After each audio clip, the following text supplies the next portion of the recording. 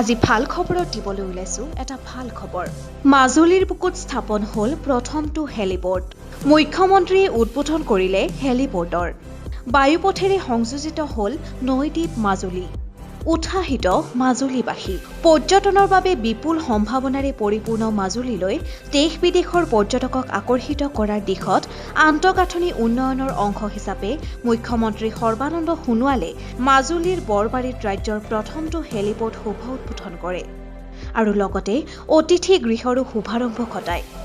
বিশ্বৰ পৰ্যটন মানচিত্ৰত মাজুলীৰ সবল উপস্থিতি সুনিশ্চিত কৰাত সহায়ক হোৱাকৈ অসম চৰকাৰে লোৱা পদক্ষেপৰ অংশ হিচাপে গড়মূৰৰ বৰবাৰীত নিৰ্মাণ কৰা অসমৰ প্ৰথমটো হেলিপৰ্ট আনুষ্ঠানিকভাৱে শুভ উদ্বোধন কৰি মুখ্যমন্ত্ৰী সৰ্বানন্দ সোণোৱালে আনন্দ প্ৰকাশ কৰে।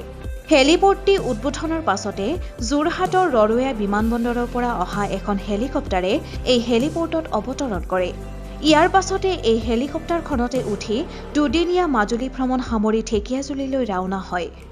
উল্লেখ্য যে সমসাময়িকভাৱে 3খন হেলিকপ্টাৰ অৱতৰণ কৰিব পৰাকৈ অসম চৰকাৰৰ অনিৰ্ধাৰিত পুঁজিৰ 1 কোটি টকা ব্যয়েৰে নিৰ্মাণ কৰি উলিওৱা এই হেলিপৰ্টৰ সৈতে আছে পাইলট আৰু অতি বিশিষ্ট ব্যক্তিয়ে বিশ্ৰাম ল'ব পৰাকৈ প্ৰয়োজনীয় সা-সুবিধাসহ এটি অতিথি গৃহও।